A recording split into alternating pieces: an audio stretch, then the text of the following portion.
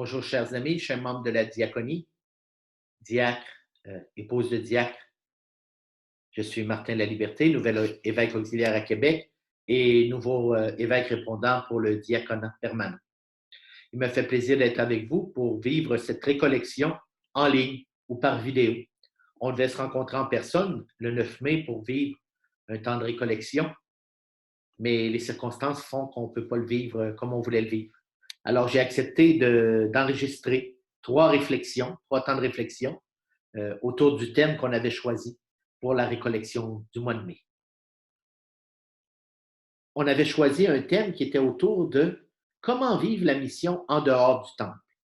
On sait, notre situation au Québec où les gens ne viennent plus au temple nous amène à sortir du temple pour vivre la mission autrement. Et c'est pour ça que j'ai choisi un thème et je vais vous mettre une diapositive à l'écran et vous allez voir le thème que j'ai choisi est le suivant. Voilà. Avec le Christ en mission sur les routes du monde, et si le temple n'existait plus? Et si le temple n'existait plus? Est-ce que ça voudrait dire que c'est fini pour nous? Avec le Christ en mission sur les routes du monde. Le Christ n'est pas allé souvent au temple. Tout petit, dans l'évangile de Luc, on le voit là où il va avec ses parents au temple. On l'oublie au temple, il passe 3 jours dans le temple. Après ça, au début de son ministère, il est à la synagogue. Bon, on sait qu'à la synagogue, ça n'a pas bien fonctionné et on voulait le lapider après son intervention à la synagogue. Et plus tard, vers la fin de sa vie au temple, ben là, il a enseigné, il a fait toutes sortes de choses, mais il s'est même battu d'une certaine façon avec les vendeurs du temple. Alors, le temple n'a pas été un lieu de mission très fort pour le Christ. Le Christ est en mission sur les routes. Alors voilà ce sur quoi on va réfléchir. Comment nous, à la suite du Christ, on peut être en mission dans le monde, sur les routes du monde. Et ce temps de récollection, je vais le faire à partir surtout de deux textes, 2 livres. La joie de l'Évangile, l'exhortation apostolique du pape, la joie de l'Évangile, qui nous invite à être une Église en sortie, et l'Évangile de Luc, où on nous présente Jésus en mission sur les routes du monde. Alors, je vous souhaite un bon temps de récollection. Je vous invite maintenant à prendre un temps de prière pour commencer. Personnellement, vous pourrez arrêter la vidéo et vous pourrez prendre un temps de prière, confier à l'Esprit Saint, invoquer l'Esprit Saint pour qu'il nous accompagne dans ce temps de partage, de récollection. Confier notre temps de récollection au Père, en priant de notre Père, demander l'intercession de la Vierge par un Je vous salue Marie. Et peut-être terminer en demandant l'intercession du fondateur de notre diocèse, Saint François de Laval, dont vous avez l'image derrière moi, qui est un missionnaire ardent, qui est un des fondateurs de notre Église, pour qu'il nous guide, nous aussi, qui sommes aujourd'hui des missionnaires dans l'Église de Québec. Voilà, prenez un petit temps en mettant une pause sur la vidéo, et puis on se retrouve dans quelques instants. Voilà, en mission avec Jésus sur les routes du monde. Une première réflexion que je voudrais faire, c'est sur l'Église en sortie. Comment l'Église doit être en sortie et se faire présente au monde, comme le Christ était en sortie pour se faire présent au monde. L'Église doit être en mode mission. Le pape François nous dit toujours que l'Église doit être une Église en sortie et qu'on est des disciples missionnaires. Un disciple, c'est de fait un missionnaire. Mais on a senti le besoin dans les dernières années de nous le rappeler. Si on nous l'a rappelé, c'est peut-être qu'on avait oublié qu'un baptisé, de par la nature de son baptême, devient un missionnaire, est un envoyé de Dieu vers le monde. Et le pape François nous invite à être en sortie et aller à la rencontre de l'autre. Parce que l'objectif de la mission pour François, ce n'est pas de ramener les gens au temple, mais c'est nous de sortir du temple pour aller vers les autres. Au numéro 88 de La joie de l'Évangile ou Evangelii Gaudium, il y a un beau texte du pape François, une petite citation qui est bien belle et que je vais vous mettre à l'écran maintenant. Voilà ce que nous dit le pape François. L'Évangile nous invite toujours à courir le risque de la rencontre avec le visage de l'autre, avec sa présence physique qui interpelle, avec sa souffrance et ses demandes, avec sa joie contagieuse, dans un constant corps à corps. Voilà une des dimensions importantes de la mission. Courir le risque de la rencontre. C'est même la base de toute spiritualité missionnaire. Toute spiritualité qui se veut missionnaire est une spiritualité de la rencontre de l'autre, de la sortie de soi pour aller vers l'autre. Dans un corps à corps, c'est quelque chose de concret. Hein? Aller vers l'autre. Et cet aller vers l'autre est dans la ligne même de l'incarnation du Christ. La spiritualité missionnaire est une spiritualité de l'incarnation. Le Christ lui-même a vécu cette sortie. Oui, une fois sur la terre pour aller vers les gens, sa mission était sur les routes, mais même dans la dynamique de son incarnation, c'est une dynamique de sortie. Hein? Ayez en vous les dispositions qui sont dans le Christ Jésus. Le Christ Jésus, ayant la condition de Dieu, ne retint pas jalousement le rang qui l'égalait à Dieu. Mais il s'est anéanti, prenant la condition de serviteur, devenant semblable aux hommes, reconnu homme à son aspect, il s'est abaissé, devenant obéissant jusqu'à la mort, et la mort de la croix. Ce texte de Paul en Philippiens nous plonge dans la dynamique de sortie de soi du Christ. Lui qui était de nature divine, lui qui était de condition divine, ne retint pas le rang qui l'égalait à Dieu. Lui qui était dans le confort de Dieu, qui était dans le connu pour lui, il était Dieu.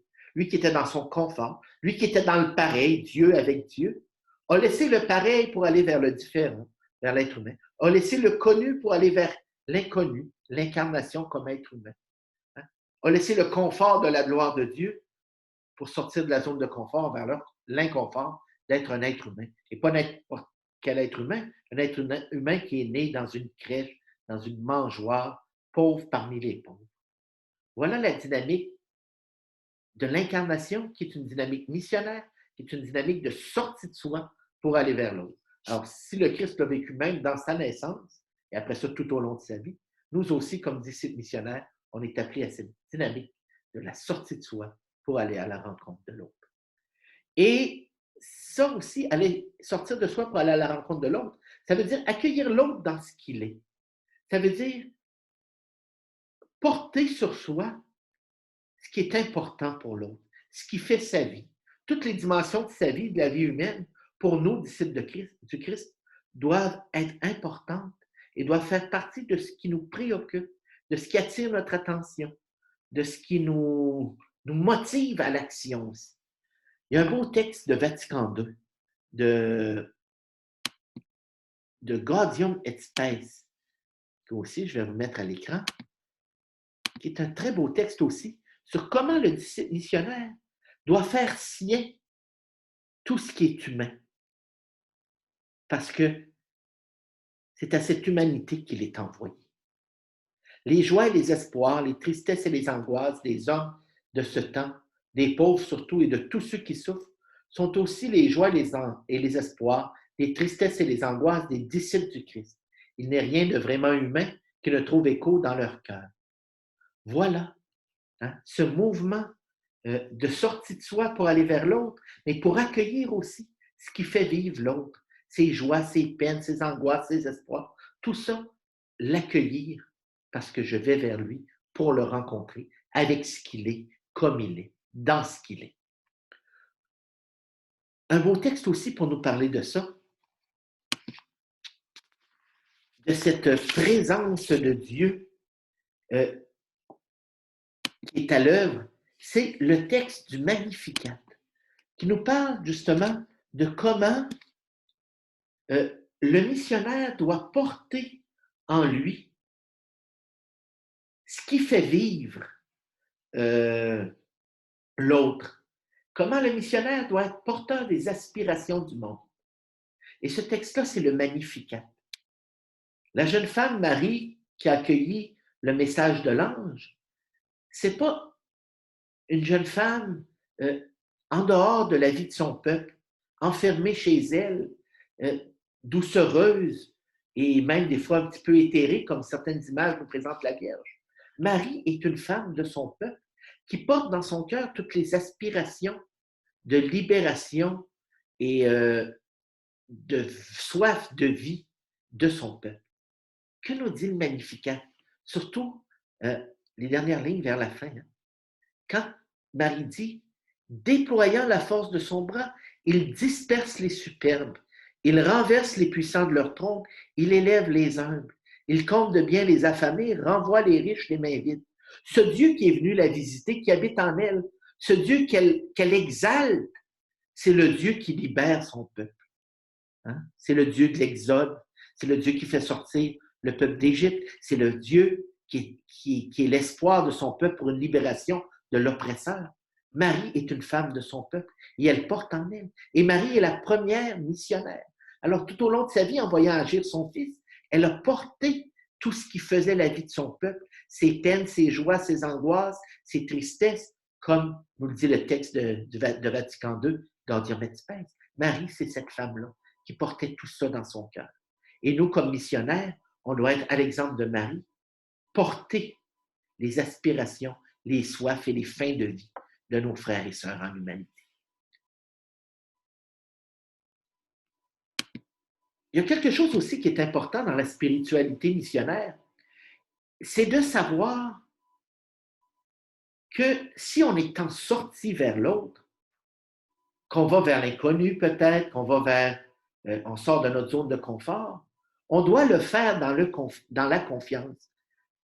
La sortie missionnaire, ce n'est pas une sortie dans le vide. Dieu nous précède. Ce Dieu qui est à l'œuvre dans le monde, il nous précède. Il est déjà là en action dans le monde. Et quand le missionnaire sort de lui-même pour aller vers l'autre, à la rencontre de l'autre, Dieu est déjà à l'œuvre par son esprit dans l'autre. Il y a un beau texte de Luc aussi qui nous parle de cette dynamique-là. C'est un texte qui probablement ne vous a jamais été expliqué de cette façon-là. Moi, je le regarde avec des yeux d'une dynamique missionnaire. Mais voilà le texte. Je vais tasser mon image, c'est plus beau que vous. C'est mieux que de voir le texte que de voir le visage. Voilà. Alors, c'est le texte de la visitation. Il se passe quelque chose de beau dans ce texte-là pour la dynamique missionnaire, pour la sortie missionnaire. En Luc 1, 39 à 44. En ces jours-là, Marie se mit en route et se rendit avec empressement vers la région montagneuse dans une ville de Judée. Elle entra dans la maison de Zacharie et salua Élisabeth. Or, quand Élisabeth entendit la salutation de Marie, l'enfant tressaillit en elle. Alors Élisabeth fut remplie d'Esprit Saint et s'écria d'une voix forte, « Tu es bénie entre toutes les femmes et le fruit de tes entrailles est béni. D'où m'est-il donné que la mère de mon Seigneur vienne jusqu'à moi? Car lorsque tes paroles de salutation sont parvenues à mes oreilles, l'enfant a tressailli d'allégresse en moi. » La visitation. Marie, remplie d'Esprit Saint, remplie de la présence du Fils de Dieu par l'action de l'Esprit Saint, sort de chez elle. Elle vit la sortie. Elle est en sortie. Et elle va à la rencontre d'Élisabeth. Et elle arrive chez Élisabeth, et là, il se passe quelque chose de merveilleux. Ce n'est pas premièrement Élisabeth qui réagit, c'est l'enfant en elle. L'enfant tressaillit en elle. Vous voyez, c'est la dynamique, justement, du missionnaire qui va à la rencontre de l'autre. Le missionnaire qui va à la rencontre de l'autre, c'est une personne qui est porteuse de la vie du Christ en elle. Alors, une personne qui porte le Christ, qui a fait l'expérience de ressusciter, qui va à la rencontre de l'autre, et Dieu déjà agissant dans l'autre peut reconnaître cette présence de Dieu dans la personne qui est envoyée vers elle. C'est ce qui arrive avec Marie et Élisabeth.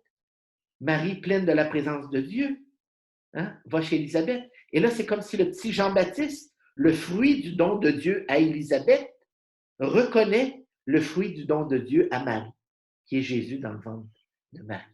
C'est une rencontre de Dieu à Dieu. Il y a la rencontre d'Élisabeth et Marie, et il y a la rencontre de Dieu à Dieu, de Jean à Jésus, mais les deux sont le don de Dieu. Et c'est ce qui se passe dans la vie missionnaire. Le missionnaire qui sort de lui-même pour aller à la rencontre de l'autre, et Dieu qui est déjà en action chez l'autre. Et c'est une rencontre qui peut se faire de Dieu à Dieu. Le Dieu présent et agissant dans la personne qui reçoit peut permettre de reconnaître le Dieu qui est présent et agissant dans celui qui est envoyé. C'est ce que nous dit le texte de la visitation. Probablement qu'on ne vous l'a jamais expliqué comme ça. C'est une interprétation assez personnelle, mais parce que ça me parle beaucoup de ce Dieu qui est déjà présent sur le terrain. On n'est pas en mission sur un terrain vierge, sur une terre vierge, une terre vide de la présence de Dieu. C'est pour ça qu'aller en mission, c'est un plongeon, oui, mais ce n'est pas un plongeon dans le vide sans rien. C'est un plongeon, un peu comme les plongeurs aux Olympiques, hein, qui plongent dans la piscine.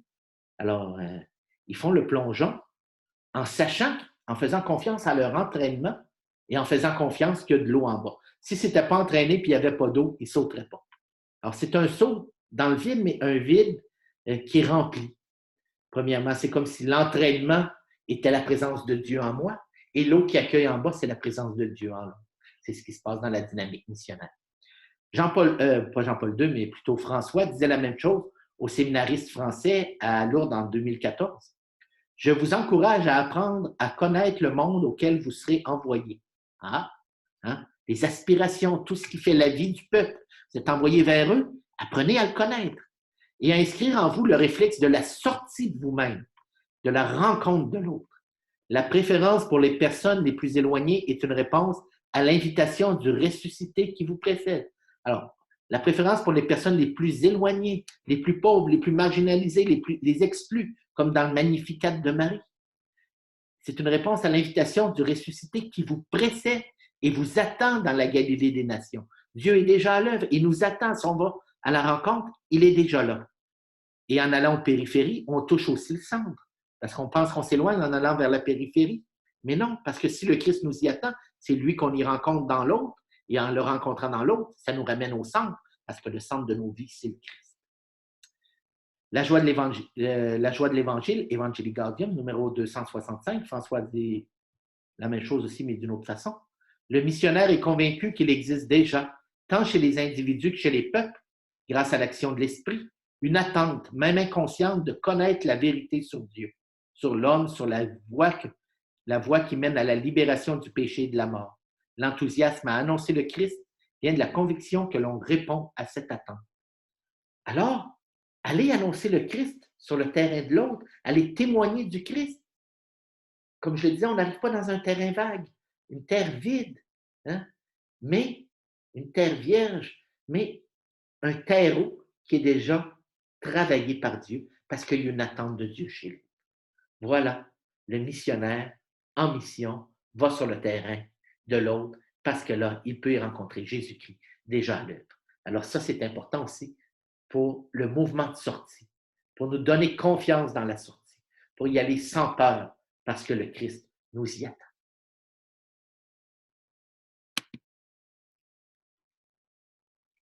Jésus missionnaire sur les routes nous inspire aussi par sa manière d'être, sa manière de faire.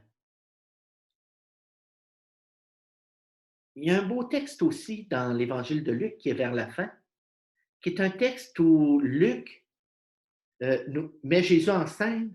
Jésus monte vers Jérusalem. Tout l'Évangile de Luc, c'est Jésus qui monte vers Jérusalem.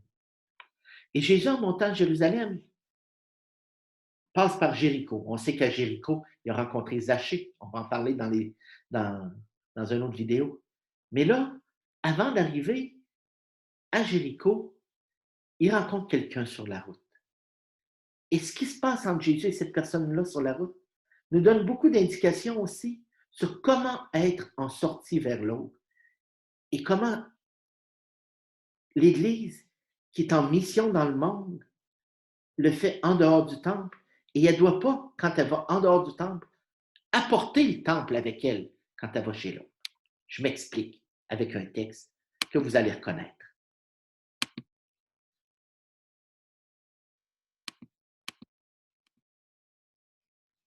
Voilà, je tasse mon visage.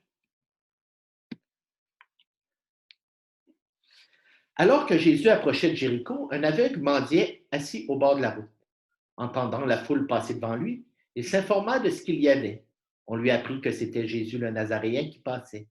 Il s'écria, « Jésus, fils de David, prends pitié de moi. » Ceux qui marchaient en tête le rabrouaient pour le faire taire. Mais lui criait de plus belle, « Fils de David, prends pitié de moi. » Jésus s'arrêta et ordonna qu'on le lui amène.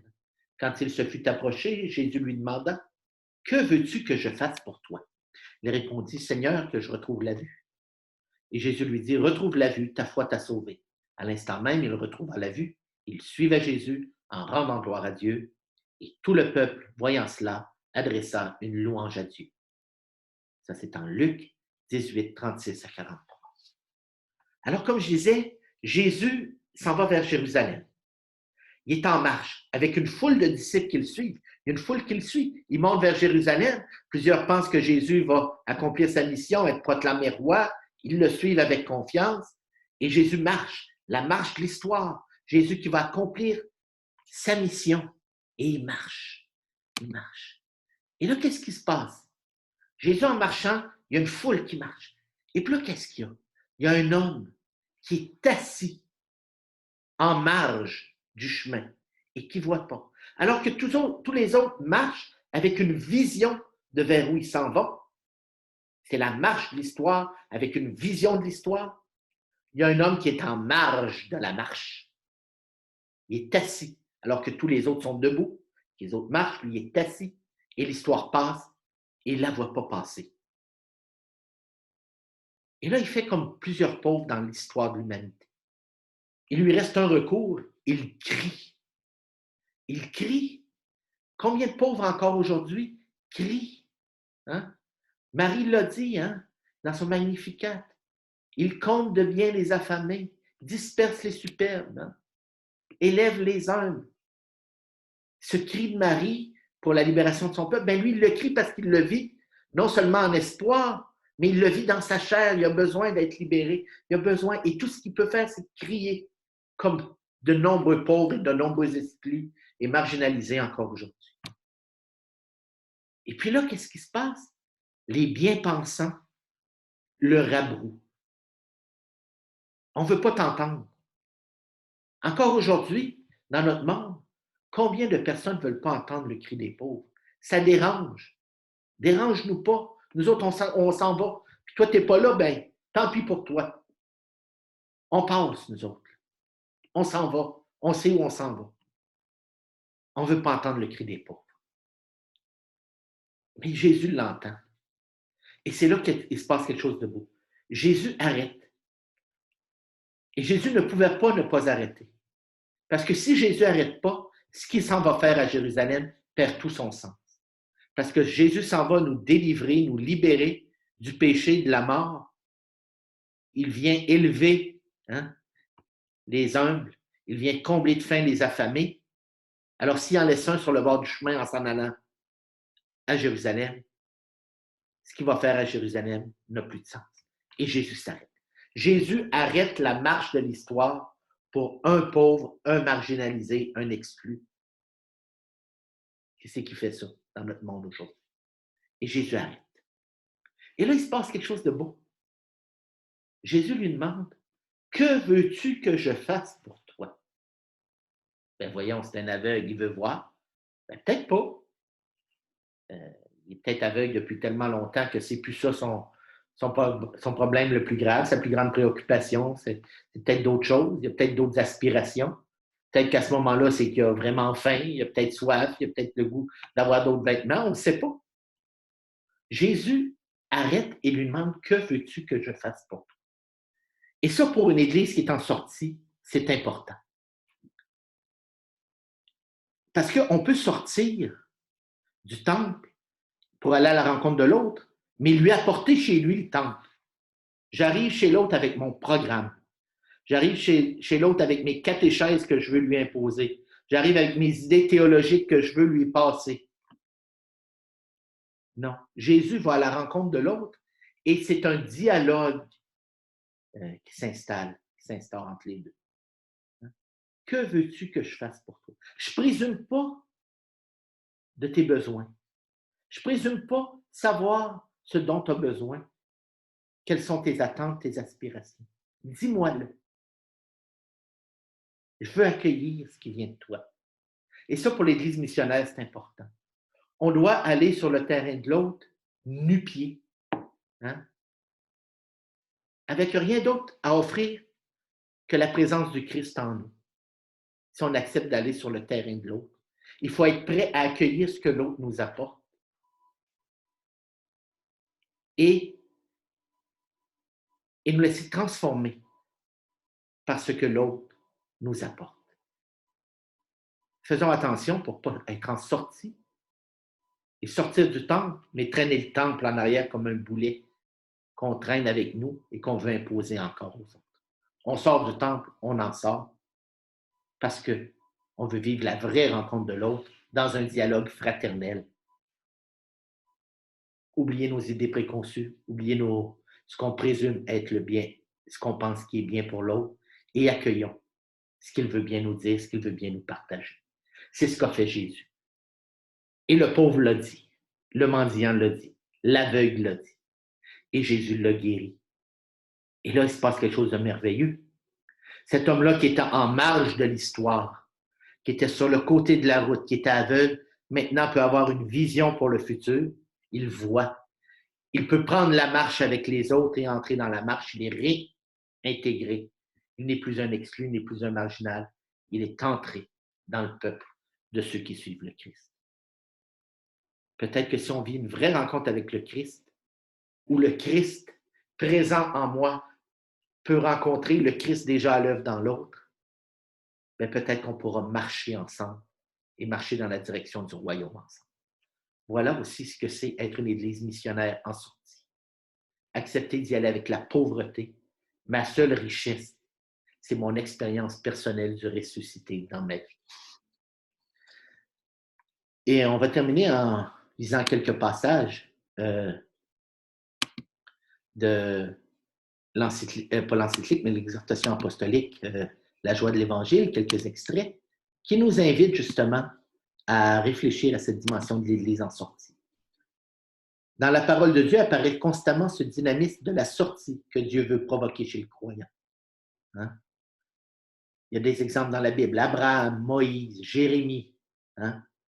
Et aujourd'hui, dans cette allée de Jésus, aller vers les autres, sont présents les scénarios et les défis toujours nouveaux de la mission évangélisatrice de l'Église, et nous sommes tous appelés à cette nouvelle sortie missionnaire. La joie de l'Évangile a toujours la dynamique de l'exode et du don, du fait de sortir de soi, de marcher et de semer toujours de nouveau, toujours plus loin. Le Seigneur nous invite toujours à aller toujours plus loin. Et quand on a semé, c'était la dynamique de Jésus aussi, sa vision missionnaire. Il semait à quelque part, il annonçait le royaume, et quand il avait fait des gestes, des signes, il s'en allait ailleurs. Ce n'est pas une installation, c'est une constante des installations. C'est ce que nous dit Evangelii Gaudium, la joie de l'Évangile, au numéro 21. Fidèle au modèle du Maître, il est vital qu'aujourd'hui l'Église sorte pour annoncer l'Évangile à tous, en tout lieu, en toute occasion, sans hésitation, sans répulsion et sans peur. La joie de l'Évangile est pour tout le peuple. Personne ne peut en être exclu. Personne ne doit rester assis sur le bord du chemin pendant que la marche de l'histoire passe. Il ne faut pas avoir peur, sans hésitation, sans répulsion, sans peur. C'est un saut dans le vide, mais dans la confiance, parce que le Seigneur est là qui nous attend. On ne tombera pas sur le ciment dans le fond de la piscine. Il y a de l'eau pour nous accueillir, le Christ qui est déjà présent sur le terrain, qui nous attend. Au numéro 24, l'Église en sortie est la communauté des disciples missionnaires qui prennent l'initiative, qui s'impliquent, qui accompagnent, qui fructifient, qui fêtent. La communauté évangélisatrice expérimente que le Seigneur a pris l'initiative. Il l'a précédé dans l'amour. Le Seigneur est déjà là, en avant de nous. Un peu plus loin, il dit la communauté évangélisatrice, par ses œuvres et ses gestes, se met dans la vie quotidienne des autres, comme le Magnificat, porter les préoccupations, comme Marie portait les préoccupations de son peuple, porter les préoccupations de la vie du peuple. Elle raccourcit les distances, elle s'abaisse jusqu'à l'humiliation si c'est nécessaire et assume la vie humaine, touchant la chair souffrante du Christ dans le peuple. Rappelez-vous le texte de Gaudium et Spes du Vatican. Il n'y a rien qui fait partie de la vie humaine qui ne doit pas trouver un écho dans le cœur du disciple du Christ. Les évangélisateurs ont ainsi l'odeur des brebis. C'est sûr, si on est avec les brebis, le berger qui est avec les brebis, Ses vêtements, sa peau va prendre l'odeur des brebis. Si on reste dans notre temple enfermé, on ne sentira pas l'odeur des brebis. Et on attend que les brebis viennent à nous. Non, le pasteur, il marche avec ses brebis, il va vers elles, il les accompagne sur la route vers les pâturages. Sortons, sortons pour offrir à tous la vie de Jésus-Christ, nous dit le pape au numéro 49. Je répète ici pour toute l'Église que j'ai dit de nombreuses fois aux prêtres et laïcs de Buenos Aires, quand il était archevêque de Buenos Aires, en Argentine. Je préfère une Église accidentée, blessée et sale pour être sortie par les chemins sur la route du monde avec le Christ, plutôt qu'une Église malade de la fermeture et du confort de s'accrocher à ses propres sécurités. En dedans du temple, on peut faire de belles liturgies, on est bien entre nous, on est au chaud, on a des murs qui nous protègent. Mais si on reste en dedans du temple, on n'est pas fidèle à la nature missionnaire de l'Église, à la vocation missionnaire de notre baptême. Je vous laisse maintenant, en terminant ce premier temps de réflexion, avec quelques questions. Ce n'est pas celle-là, là, où vais-je, qui suis-je, que sera ma vie? Ça, c'est juste pour un petit peu d'humour. Mais des questions pour vous aider dans votre méditation personnelle. Que me disent les différents textes que nous avons lus sur les textes de la parole de Dieu, de Gaudium et Spes, de la joie de l'Évangile, sur la manière dont Dieu se fait présent à notre monde? Qu'est-ce que ça me dit? Et quel éclairage ces textes apporte-t-il à ma compréhension de ma présence missionnaire en tant que disciple du Christ dans le monde d'aujourd'hui? Voilà, c'est une première réflexion. Je vous laisse avec ça. Je vous souhaite un bon temps de méditation, de réflexion, d'approfondissement. Et on se reverra plus tard pour un autre partage en continuant à suivre Jésus sur la route du monde en mission avec lui. Voilà.